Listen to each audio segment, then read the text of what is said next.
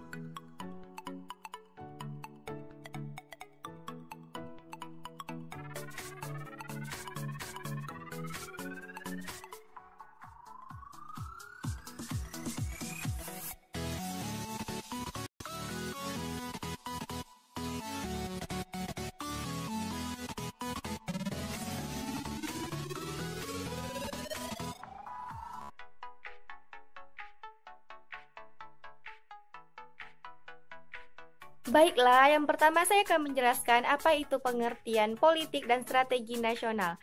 Kata politik berasal dari bahasa Yunani yaitu politeia, di mana polis yang berarti kesatuan masyarakat yang berdiri sendiri, dan teia yang berarti dengan urusan. Dalam bahasa Indonesia, politik dalam arti politis mempunyai makna kepentingan umum warga negara suatu bangsa. Jadi, dapat disimpulkan bahwa politik merupakan suatu rangkaian asas, prinsip, keadaan, jalan, cara, atau alat yang digunakan untuk mencapai tujuan tertentu yang kita kehendaki. Politik itu sendiri membicarakan hal-hal yang berkaitan dengan negara, kekuasaan, pengambilan keputusan, kebijakan, serta distribusi atau alokasi sumber daya. Sedangkan strategi itu sendiri berasal dari bahasa Yunani yaitu strategia, yang dapat diartikan sebagai the art of general atau seni seorang panglima yang biasanya digunakan dalam peperangan. Sehingga dari dua pengertian tersebut dapat kita tarik kesimpulan bahwa politik nasional dapat diartikan sebagai kebijakan umum atau pengambilan kebijakan untuk mencapai suatu cita-cita dan tujuan nasional. Sedangkan strategi nasional disusun untuk pelaksanaan politik nasional.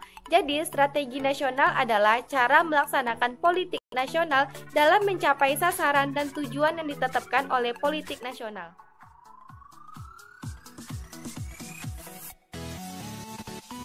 Selanjutnya adalah mengenai dasar pemikiran penyusunan politik dan strategi nasional. Penyusunan politik dan strategi nasional utamanya pokok-pokok pikiran yang terkandung dalam sistem manajemen nasional dilandaskan berdasarkan yang pertama ideologi Pancasila, yang kedua Undang-Undang Dasar 1945, yang ketiga adalah wawasan Nusantara, dan yang terakhir adalah berlandaskan kepada ketahanan nasional.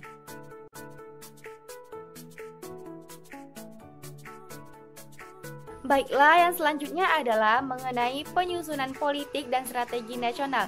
Yang pertama, politik strategi nasional disusun berdasarkan sistem kenegaraan menurut Undang-Undang Dasar 1945. Yang kedua, mekanisme penyusunan politik strategi nasional di tingkat suprastruktur politik diatur oleh Presiden. Yang ketiga, visi dan misi Presidenlah yang dijadikan politik dan strategi dalam menjalankan pemerintahan dan melaksanakan pembangunan. Yang keempat, sebelumnya politik dan strategi nasional mengacu kepada GBHN yang dibuat dan ditetapkan oleh MPR. Dan yang kelima adalah proses penyusunan politik strategi nasional pada infrastruktur politik merupakan sasaran yang akan dicapai oleh rakyat Indonesia.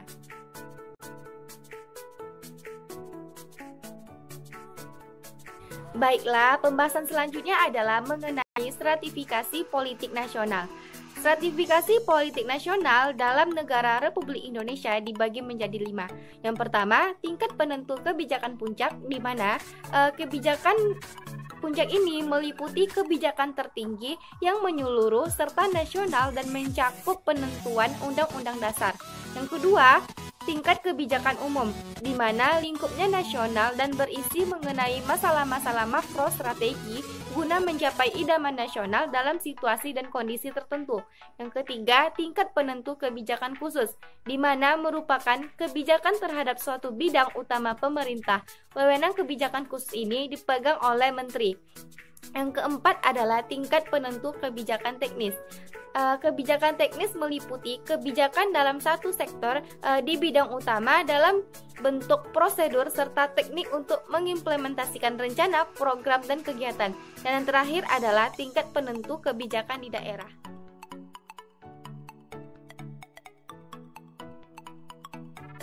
Selanjutnya, pembahasan mengenai politik pembangunan nasional dan manajemen nasional. Tujuan politik bangsa Indonesia itu sendiri telah tercantum dalam pembukaan Undang-Undang Dasar 1945. Tujuan politik bangsa Indonesia harus dapat dirasakan oleh rakyat Indonesia.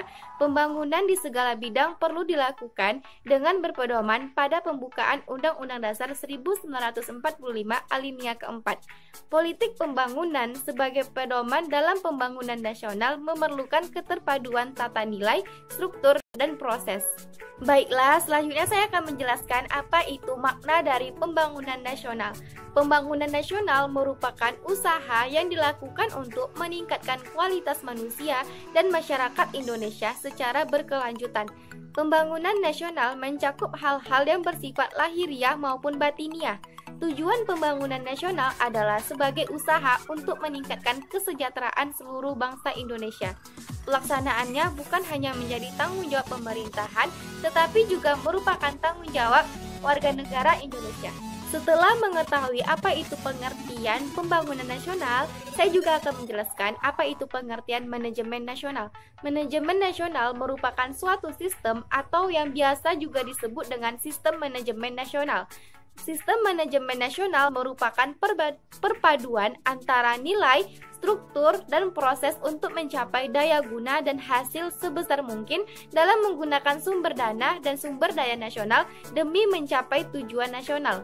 Di dalam manajemen nasional terdapat unsur-unsur utama sistem manajemen nasional di bidang ketatanegaraan, yaitu meliputi negara, bangsa Indonesia, pemerintahan, dan masyarakat. Secara struktural, manajemen nasional itu tersusun atas 4 tatanan. Yang pertama, tata laksana pemerintahan. Yang kedua, tata administrasi negara. Yang ketiga, tata politik nasional. Dan yang terakhir adalah tata kehidupan masyarakat. Dari sisi prosesnya, sistem manajemen nasional berpusat pada satu rangkaian pengambilan keputusan yang berkewenangan yang terjadi pada tatanan dalam tata laksana pemerintahan dan tata administrasi negara. Tatanan pengambilan keputusan berkewenangan atau TPKB merupakan inti dari sistem manajemen nasional, di mana memiliki fungsi-fungsi. Yang pertama, perencanaan sebagai rintisan dan persiapan sebelum pelaksanaan sesuai kebijakan yang dirumuskan. Yang kedua adalah pengendalian sebagai pengarahan, bimbingan, dan koordinasi selama pelaksanaan. Yang terakhir adalah sebagai penilaian untuk membandingkan hasil pelaksanaan dengan keinginan setelah pelaksanaan selesai.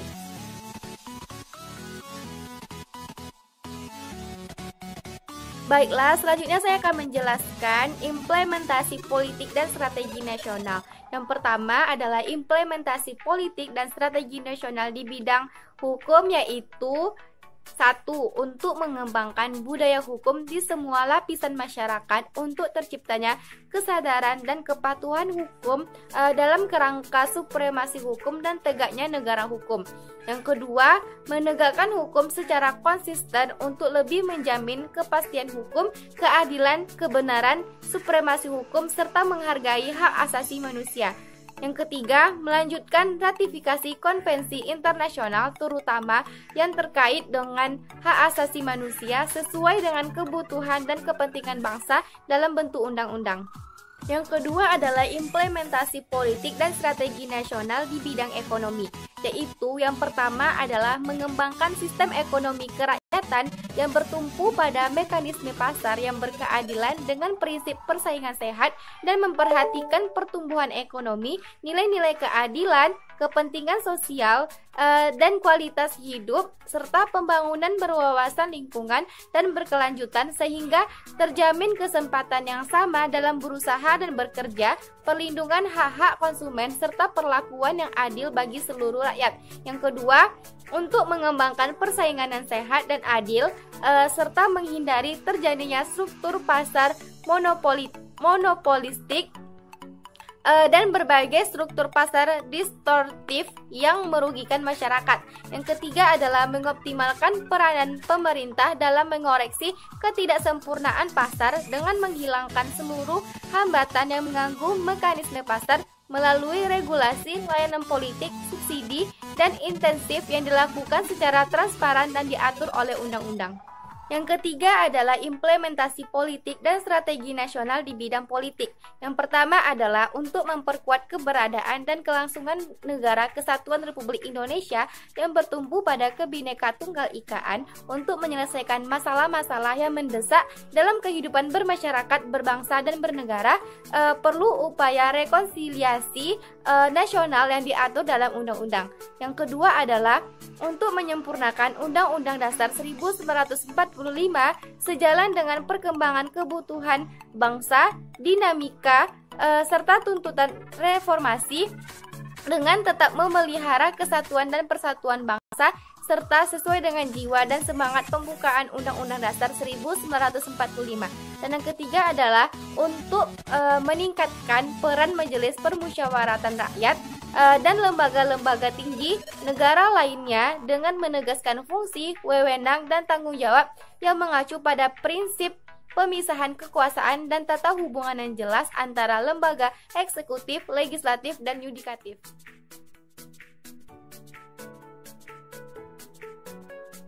Baiklah, yang terakhir saya akan menjelaskan visi dan misi pembangunan nasional.